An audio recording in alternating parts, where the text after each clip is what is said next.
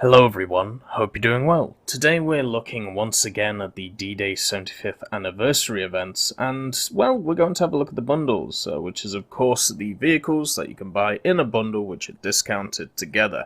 In this video we're going to go through the prices, the price comparisons, whether in my opinion it's worth it or not, and also on top of this, my opinions on each of the vehicles. Now understand that every single one of these bundles does have different decals attached to it, so if you find them interesting, make sure to take that into account. Also, they all have a unique title as well. For me personally, I don't factor these into costs just because I don't think they are worth anything compared to the vehicles themselves and the GE and premium time on offer. So if that does interest you, make sure to check it out. Also, with other things, the final price of the bundle will depend on whether you already have any of the packs or not. So be sure to log into the store to see your individual price. So your price may actually change depending if you're logged in or not. So what I've done is make sure to log out so the price doesn't change.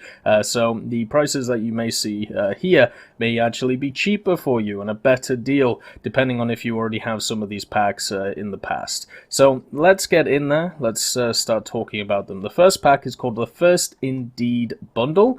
It has the Mustang, the P51 D20, the George Bostwick's P47M1RE. It also has the Black Cat and randomly the Cobra King for some reason. Then we have the Sledgehammer bundle, which has the Typhoon Mark 1B, the Spitfire FR Mark 14E, Sherman 1C, the Polish one, and also the M10 Achilles, so the British pack basically. And then we have the Overlord bundle, which is both of the bundles combined and also has its unique title and decal at a better discount. So first of all, let's have a look at the prices in this wonderful spreadsheet that I've made.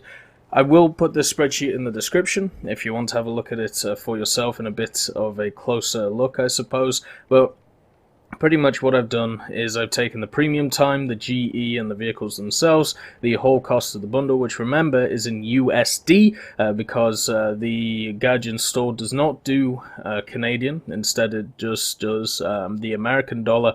So therefore, all the prices will be based off USD. This means in your region it may be slightly different, which is completely fine. So let's talk about the cost. The first pack, the First Indeed, you actually get a decent amount of premium time with it, 45 days. So what's that, about a month and a half? Then of course you get 2,000 GE. When you factor out those costs, the cost of the vehicles themselves is $32.17. Now what this means is the $32.17, if you break it down by the 4 vehicles, each vehicle is worth about $8. Not the best deal that we've had in the past, but still $8 per vehicle, especially when you look at how many of these are higher tier. Well, pretty much all of them. I think the M18 is a rank 3, maybe, but the Cobra King is a rank 3. If we have a look at it, there it is, yeah, rank 3, and then the Black Cat is actually, where is it?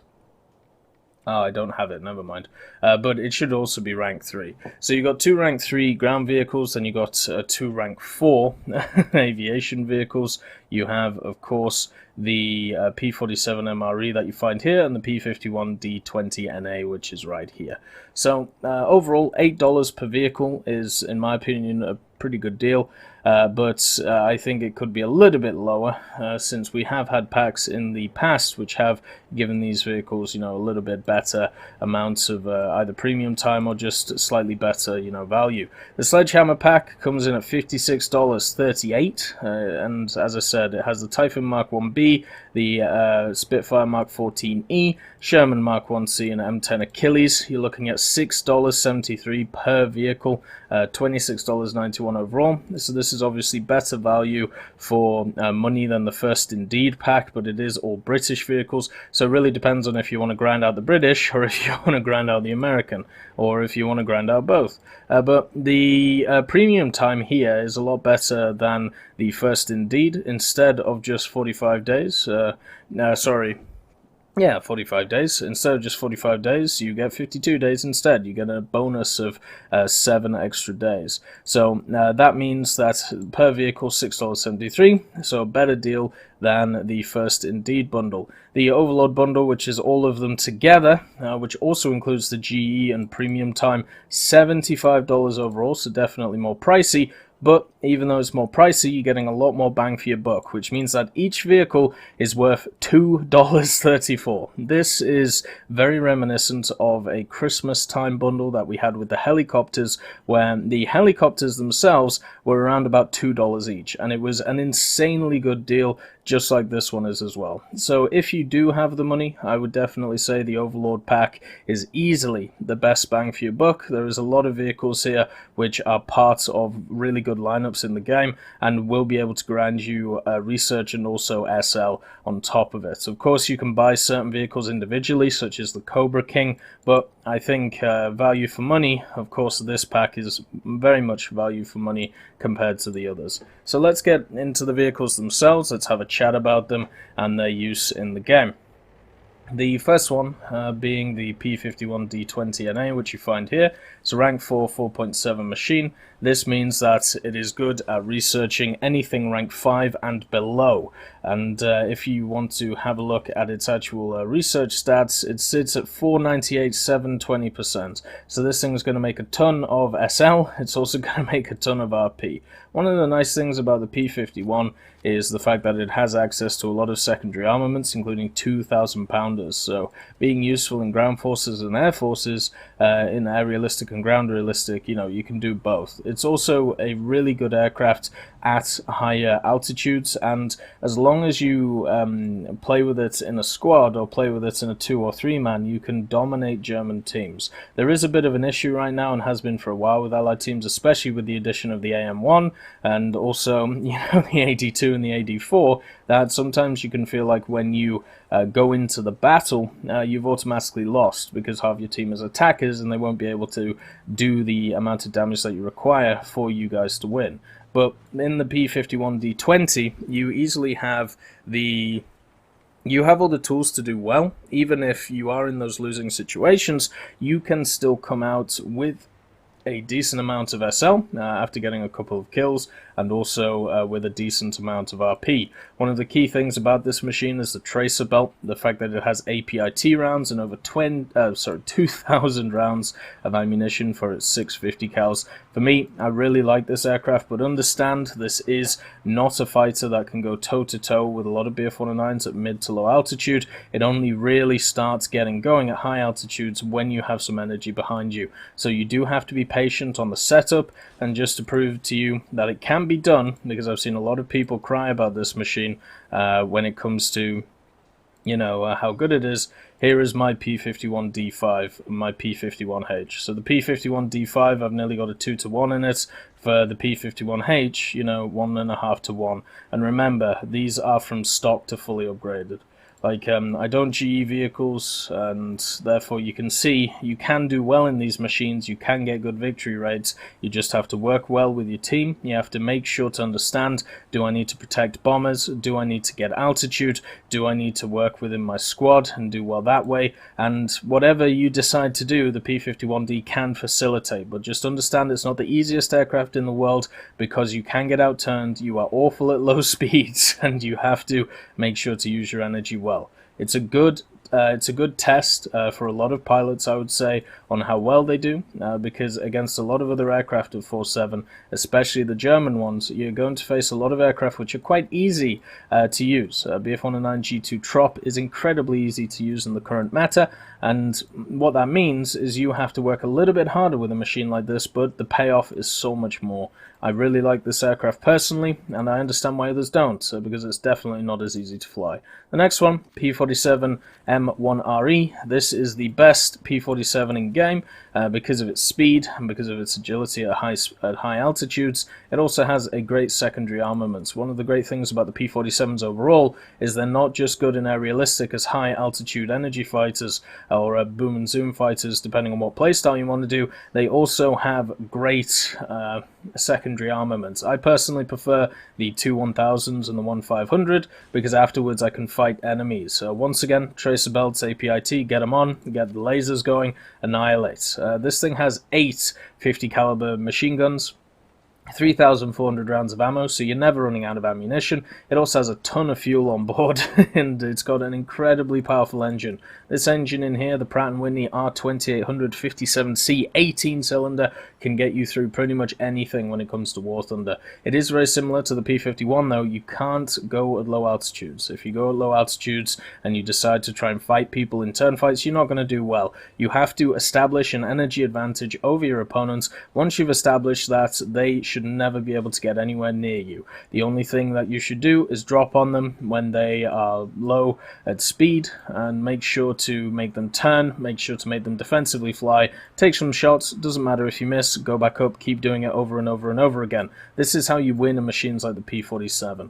I'm not sure what my stats are in the P-47, probably not as flashy, because of the fact that I use it in, ground realistic. Yeah, you can see it's more of a 1-to-1 with this one, and the P-47D even slightly worse. But you can see the ground vehicles that I've killed.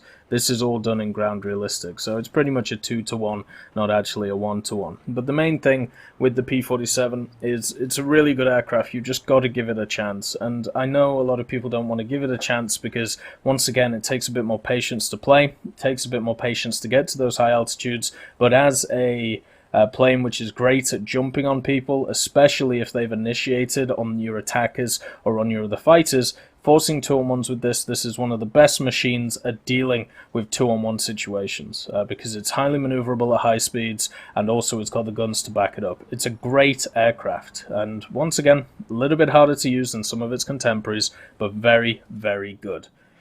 The next machine that we're looking at is the Black Cat, and unfortunately I can't seem to see the Black Cat. I'm not sure I have access to it because I haven't bought it, but it's basically just a Hellcat. The only real difference between it is the fact that it has a little bit less armor on the side, in the form of the side skirts, and also it doesn't have the muzzle brake. Everything else is exactly the same. If you haven't used the M18 Hellcat in the past or in the future, if you're a time traveler, what you'll find is this machine is incredibly fast. It's got a great gun on it for 5.3, and it rounds out the 5.7 or 5.0 lineup incredibly well. You can use it to capture points, you can use it to flank the enemy hard. It's definitely got a specific playstyle to it, and yes, artillery can stop that playstyle, but overall I would say it's a really fun machine to use. It's one of those ones that if you take it in simulator, realistic arcade, it's fun. It's just fun to fly around in. It's got good gun depression. You can use all of the facets that you need to conquer the battlefield with it, as long as you give it a chance. Yes, you'll get hull broken every so often. Yes, you'll overextend sometimes, but overall, it is just a fun machine. It's one of those machines that's probably not the best for grinding since it's a rank 3, but it's just, and we're talking about the Black Cat here, remember, but the fact is, it's just fun. So if you're looking for a fun machine to, if you're squadded up or if you're playing by yourself and you want to just fling around a little bit, this is the machine to go for, the Black Cat. The Cobra King is a 75 Jumbo. It's as simple as that. As you can see, if you bushwookie it like I have, it can become a monstrosity. The 75 Jumbo recently got up BR'd from 4.7 to 5.0. This hasn't done anything to it. It's still an absolute monster, and it's because of the fact that it's got its armor and an APCR round that actually does something. It also has access to a decent normal round as well. If we have a look at it, the M61 shot, which still pens 100mm. If this thing gets down-tiered, it can wipe up a map. It's one of the true carries of the American tanks, and if you don't know where to shoot it, you're going to have issues with it. The place to shoot it is here, or if you can get it in, you shoot it here, through the tracks, and if you can't hit either of those, you hit the cupola. It's not easy shots, especially if you cover it in bushes, showing that a machine like the Cobra King is really good at staying alive. On top of this, because it has 5 crew, you can normally tank more than 1 shot. So that means that your survivability is pretty much through the roof when it comes to it. But the 75 has a good reload, you've got good gun depression, you've got good speed for a heavy tank, very good speed, and also you've got good angling with the armor, and there's nothing that you're really missing. It would be nice if this thing had some smoke grenades on it, I suppose, but that's really the only thing. And at 5.0, even though they changed, you know, the other 75 to 50, you have an insane lineup. You know, M4A276, you can bring along the M19 if you want for some air support. The 75 Jumbo, the Cobra King, that's already four brilliant tanks. You know, if you want firepower, you take the Sherman. If you want AA, you take the M19. If you just want a bruiser, you know, you take the Jumbo. Then, backed up by the 4.7 planes, or even the 5.01 in the form of the P-47, N, which is an amazing plane. You can bring along the you know, the Mustangs or the P-51D, the premium one, or the other P-47s. There's a ton of great options for CAS when it comes to this level. That's why the 5.0 lineup for the Americans is really fun. If you want to see how good the Jumbo is, all I have to do is this and show you how I personally use it for pretty much every I use it for every event, because I kind of just want to get them done as efficiently as possible, because I'm either at work or I'm, you know, trying to make videos. So you can see my win rates for them through the roof, crazy high. Plus, the 75 Jumbo, it's about 3 to 1, maybe a little bit less, 2.5 to 1. Then the Cobra King is 2 to 1. So I'm not a great tanker. I've never really been a great tanker. You can see from my other stats, you know, it's more like 1-to-1s. But with the Jumbos, all you have to do is walk in and smash face. So yeah, I hope that gives it a good showing. The next set of vehicles are, of course, the British ones. So we'll get on to the Typhoon Mark 1B. The Typhoon Mark 1B you'll find as a rank 3 vehicle at 4.3. Woo, there we go. Let's just do that. You actually have the Type Mark 1B late in the tech tree, which is right here, and you can get the camouflage for it in this Normandy event. So this is the Typhoon Mark 1B. Don't worry about the decal of Korean People's Army. It does have access to 2 decals, which you can get. You know, you've got the tropical camouflage, which is this one. You know, I think this is actually kind of nicer, and you need 200 kills to be able to unlock it. But this has access to 4 20mm Hispano Mark IIs. A lot of people look down on it because of the Mark IIs. I think at this level, where there's not a ton of stuff with armor, the Mark IIs do their job. 560 rounds is easily enough to get 4 or 5 kills if you need it. I personally use air targets. Once again, a lot of people will look down on that because of the penetration. I think, once again, at this level, there's still not enough armor for machines to, you know, make it that much of an issue. The secondary bomb loads as well, you get access to some bombs and also rockets. I take the 2,000 pounders to guarantee a kill when it comes to ground realistic. And when we look at the 4-3 lineup for the army, it's not the best, but the 4-7 lineup is really good. You know, you got the Churchill Mark 7, a good stalwart. Then you've got the Sherman Firefly and the Firefly Scorpion, and even the Avenger if you really want to whip yourself. So with the Typhoon Mark 1B, it's really it rounds out that pretty good, you know, ground forces lineup at 4-7, and it means that you have an option which can be used for CAS, which is pretty good. In aerialistic, the Typhoon Mark 1B, I will say, does struggle a little bit. The biggest issue it has is its climb rate is okay, you know, it can keep up with everything, but when it starts diving, its tail, mainly its elevator and rudder, just decide to not work anymore. And this means that at high speeds, the Typhoon Mark 1B does not feel good to fly. And so you have to engage people at middling speeds, which is where stuff like the Soviets and the Germans do really well, and the Japanese do incredibly well. So you can be left in a very awkward situation with the Typhoon. Instead, what you got to do is set up 2-on-1s, and it isn't as good as other aircraft like the Mustang.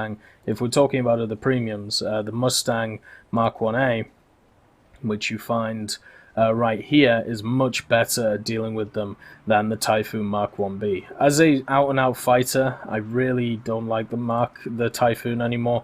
I think it got changed a while back and became incredibly sluggish when, you know, at high speeds, which was what its forte was, and what the forte of the Tempests are. But the Spitfire F Mark 9 is just a much better option. So if you want to take this for CAS, you know, it's a decent shout. If you want to take it for anything else, though, probably not the best shout. You can see that I've still got okay stats in it, you know, 45 to 27, but my general feeling of the aircraft is not positive. It doesn't feel nice to fly at all at high speeds like this. These stats were probably done a few years ago, and I haven't touched it since, which is you know, kind of sad for it.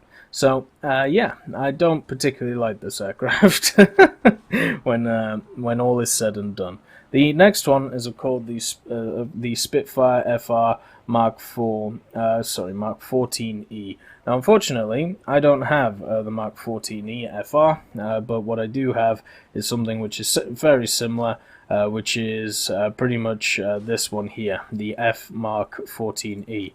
The FR, the only difference, I believe, is the guns, right? If I'm correct. Let's just make sure, because I don't want to screw it up for you. Pendergasts, of course. I might be wrong. Wow. Oh, well, that's useful, isn't it? I think the guns are even the same. So there might be other slight differences between that and the Mark 14E that you see here. For me, I personally really like the Griffin Spitfires, especially the lower tier ones. The higher tier Griffin Spitfires have got a bad rap recently, and well, not recently, but the last few years, because of their engine power and their heaviness and the fact that the guns were changed to Mark IIs. And yeah, all of these things are definitely critiques of the aircraft, but that doesn't affect the 5357 ones. And the Spitfire F Mark 14E and also Prendergast, the premium version, are still incredibly good fighters. You know, the Griffin Spits are really fun to fly, really agile, a lot of speed behind them. You know, there aren't really things that you have to really critique them on, apart from maybe the ammo load and also the secondary weapons being a little bit dull. But the main thing is, if you're using it as an out-and-out fighter, which is something that you should be doing, what you have with this machine is a machine that can get behind enemies well, it can dive well, it can pull out of it can pull out of dives well, it can pretty much just do whatever a German plane does to it. The only issue is the slight issue with high altitude performance against other high altitude aircraft, but everything from mid to low altitude is amazing in this. An incredibly fun plane to fly, just like a lot of the low tier Griffin Spits. As I said, the high tier Griffin Spits, slightly different story. The next one is the Sherman Mark 1C. This is known as the Polish Sherman because it was used by the Polish Brigade. Here it is, the Firefly Scorpion, this one here. I believe this is the one, right? Why would they change the name? Let's see. Sherman Firefly Mark 1C. Might be worth updating the wiki, guys. Just putting it out there. But yeah, this is the rank 3 battle rating 4.7 Scorpion that you get. Obviously has access to the 17-pounder. Very good gun. And this one, compared to the one in the tech tree, is incredibly similar. I think it has slightly better armor, but nothing to change its BR. Along with, you know, anything else. The armor you can't really rely on at all when it comes to it. You know, it does have quite a large weak spot, which is the turret, and because of that, there's not really a lot you can do. This machine pens really well. It's got a really good gun on it. It's got a crew of 4, as you can see, and also it has a ton of ammunition all over the place, and the engine is once again good enough. This is one of the middling machines, I would say. If it had better gun depression, I think it would be one of the ones to go for, but overall it's alright. You know, it's not something that's going to take over games, but it is something that can be defensively used to hold areas. It's also got incredibly average statistics when it comes to everything, so it's not a machine you're going to struggle in, but it is a machine that isn't, you know, going to take over the game. It's going to be pretty good at what you do with it. You've just got to be careful with its armor and angle it efficiently, and make sure that you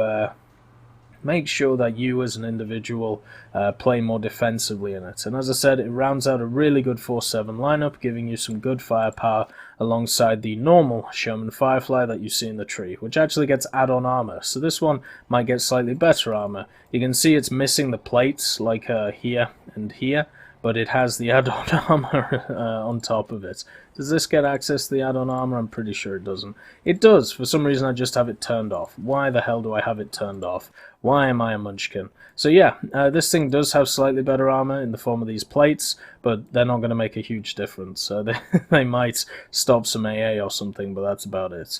I think it's a solid machine. It's just not the best. It's a very average machine, and if you're looking for a grinder at rank 3, yeah, it's a good call. The last but not least machine is, of course, the M10 Achilles. The M10 finds itself in an interesting place, and I don't actually have it in the tree, but you do have it for the Americans. It's pretty much very similar to the M10 that you find here.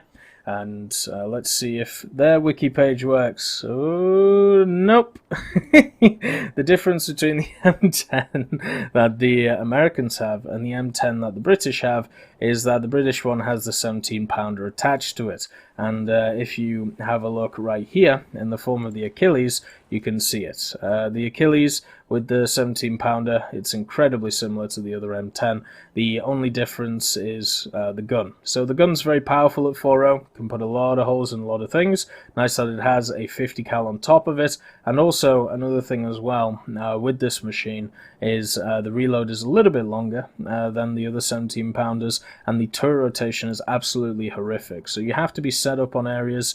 This isn't a machine that you can be too aggressive with unless you're very good at turning the tracks and understand the balance of the gun. If you don't know those things, then you're gonna get a secondary shot off a lot. It does have a bit of a trolley turret, I will say that. This gun mask here will eat rounds randomly, and it's just something you're gonna have to get used to on this machine. It also has the tracks on the front, which can also eat stuff, and the tracks on the side. So it's a pretty good machine at rank 3. Just remember, it's the premium version we're looking at, not the one in the army.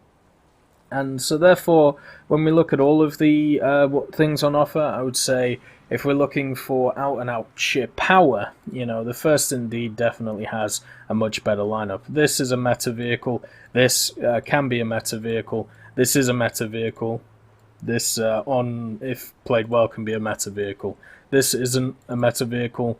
This, once again, pretty average, can be a meta vehicle. This can be a meta vehicle. This is a meta vehicle. So if you're looking at out-and-out raw power, this one has more. If you're looking for a bunch of premiums to grind out the tree, then this British one will be good for your tree, as to grind through the British stuff. And then you've got the Overlord bundle, as I said, the best offer on the table, which has all of them.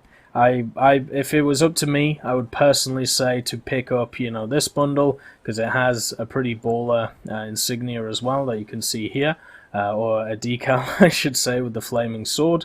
This one, of course, has the Second Army formation badge with the sword, and this, the First Indeed, the First United States Army insignia as well. They all are pretty cool insignias, and they all have different titles. But yeah, if I was picking up one, I'd pick this one up, no questions asked, just because of the value for money. $2 for a rank 3 or a rank 4 premium. Insane value when you look at how much they are individually. If I'm talking about between these two, though, I'd probably pick up the First Indeed, just because of the usefulness of all of these in a CAS role and also in a ground forces role.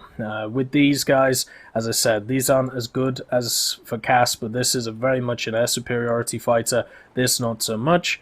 Middling, simple as. Anyway, I hope you all have a wonderful day, and if you want to check out the packs yourself, they are on the Gaijin store, and I'll make sure to hopefully see you on the battlefield during this event, which I'm going to start after this video. I hope you all have a wonderful day, and I'll see you next time.